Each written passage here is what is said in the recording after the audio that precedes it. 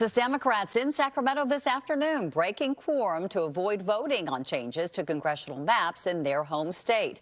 Welcome everyone to the 4. I'm Heather Holmes. And I'm Alex Savage. Today, Governor Newsom welcomed the Texas delegation along with other California lawmakers to discuss California's redistricting plan. KTVU's political reporter Greg Lee joining us now live from Sacramento with more on what was discussed at the Capitol today. Greg? Alex, Heather, good afternoon to you. 6 Texas lawmakers standing side by side with Governor Newsom and other California lawmakers. Those California leaders saying this afternoon they expect new maps to be released as early as next week to counter Texas Republicans. We are running from nothing. We see the danger that is coming, and we are running straight for it. Texas Democrats brought their redistricting fight to the California Capitol amid threats of arrest, removal, and fines. We proudly stand with Californians in this moment, that when faced with Texas's steel, they have met it head on with courage and with a sense of urgency to protect the entire nation.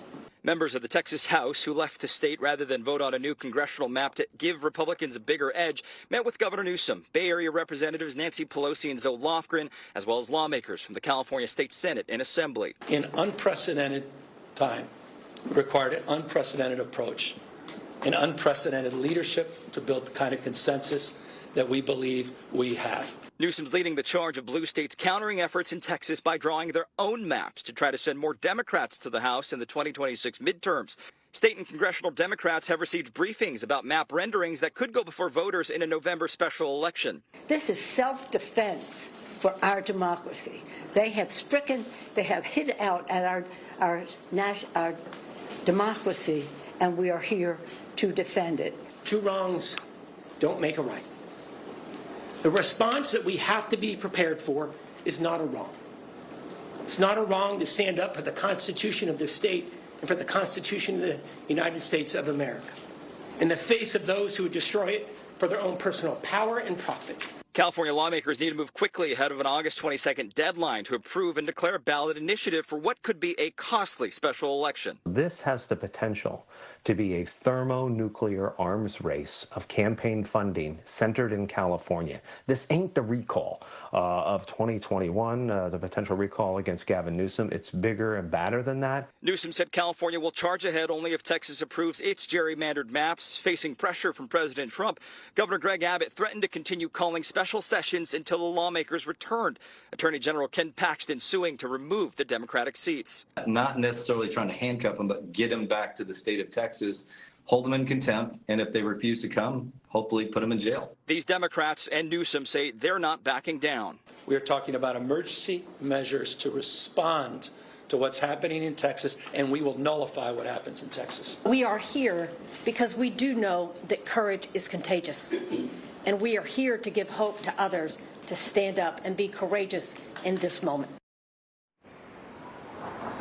Now, this afternoon, I asked Governor Newsom if he has a backup plan if California voters do not approve of this proposal.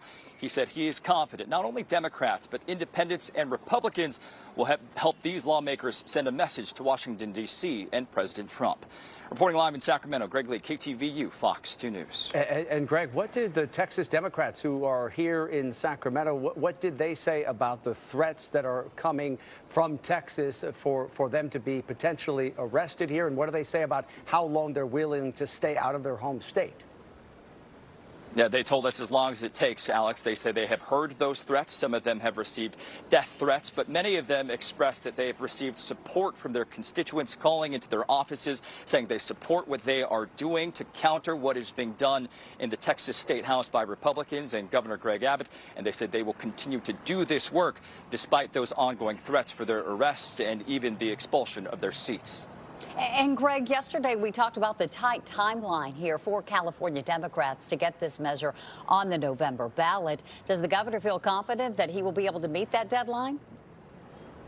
Yeah, and more so than the governor, Heather, we're talking about the leaders in the state assembly and the state senate, because when they return from this summer break, they will have 5 days to get this issue approved and on the ballot. They are confident in that.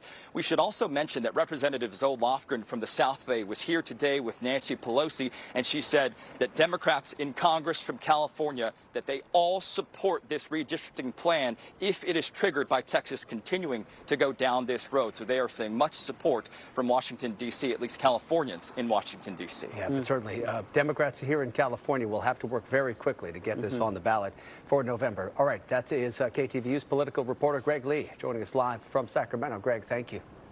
And for more on the developments there, we want to bring in David McEwen, chair of the Political Science Department there at Sonoma State. And David, we heard you a bit in Greg's piece, but we want to spend a little bit more time on the issue. What do you make of this public show of support for the Texas Democrats and their walkout? And what exactly are California Democrats hoping to accomplish here?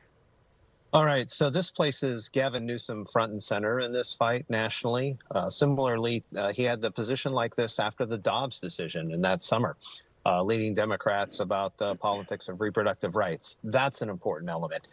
In addition, what you saw today was to solidarity amongst Democrats. That's key, because what matters here is not just the maps and where the lines are, but the money and whether they're able to raise the $75 to $85 million that they'll need at a minimum to get this passed by the voters. This will be the thing on the ballot in November. Yes, there will be other elections going on, but this will be the big kahuna. That means it's going to draw dollars not only in California, but outside California. That potentially involves national money like from Donald Trump, and that sets the stage for next year and 2026 for the governor's election here in California. All of that was on display here today. Let me ask you here, because we now have our first sort of snapshot of where California voters are on this question of redrawing the congressional maps here. An Emerson College poll came out today and found that only 1/3 of respondents said they supported this plan. About a quarter were opposed to it, and 42% of respondents said they were unsure. So a lot of undecideds there. What is the strategy, you think, for the governor and Democrats to reach those undecided voters and convince them that this is the right strategy?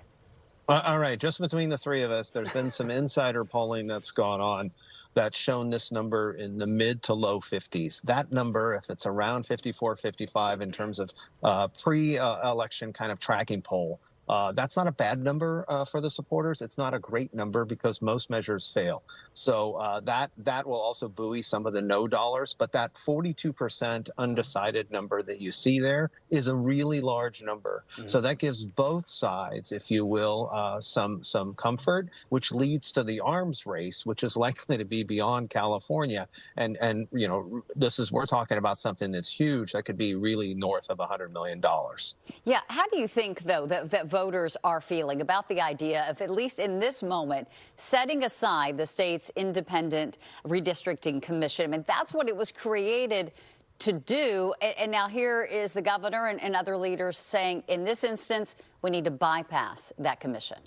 Yeah, that's an excellent point, because what happens with these types of measures on the ballot is you get kind of strange bedfellows, right? You're going to see conservatives, you're going to see Trump people on one side, but you're also going to see groups like Chamber of Commerce types, Hispanic Chamber of Commerce, the League of Women Voters. You're going to see those that are in favor of good government, what we often call the goo-goos. So that set of folks will be on the no side. Not all of them can raise money, but they do raise the profile, and the status quo often prevails. So that is a heavy lift. This is not a done deal in terms of a yes vote. And the reason why is most measures fail. The no side is more powerful. The status quo is known. And so most citizens have to be convinced that this is in their interest. So this will be very interesting and exciting to watch. The timing issue is not so as important as kind of the money and resource issue and what that looks like. And can Democrats stay whole in that regard? All right, let's shift gears just a little bit and get your take here on the governor's race and how things are shaping up, because we got some news today that Lieutenant Governor Eleni Kounalakis is dropping out of the governor's race. We now are looking at Katie Porter really being kind of the front runner in this race here. But still, we talk about those undecided voters. Still, a good chunk of California voters are undecided on who they may support in the governor's race. How does the lieutenant governor dropping out of the race kind of shape how this is likely to play out?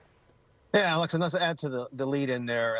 Libby Schaaf suspended her campaign today. Kounalakis is moving her dollars, her $9 million over to the treasurer's race. She's independently wealthy. Her father has more money than God, so he'll throw tons of money at that race, and it puts a lot of pressure down ballot. But if you look at what's happening in the governor's race, while Katie Porter has that path, what's happening for Republicans is interesting as well, because Chad Bianco, the Riverside sheriff, is interested in immigration issues. He'll be searching for a Donald Trump endorsement. So will Steve Hilton, who's on Fox. He'll be searching for an endorsement by Donald Trump. That will be very interesting to watch.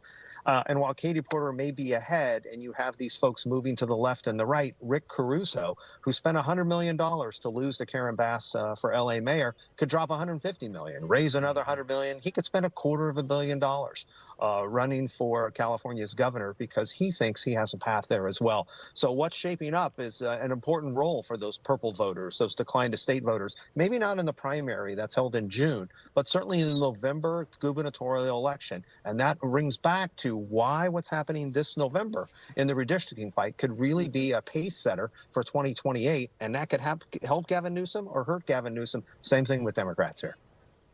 All right. Really appreciate it. David McEwen, thanks so much. Things certainly going to heat up over the next couple of days and weeks. Appreciate it. Thank you. All right, we turn now to our weather here in the Bay Area, and this is a live look here out the back door at our studios in Oakland, right at Jack London Square in the Oakland Estuary, looking gorgeous this afternoon. Nice, warm temperatures here across the Bay Area. A bit hot, I would say, for folks who are inland right now. Let's check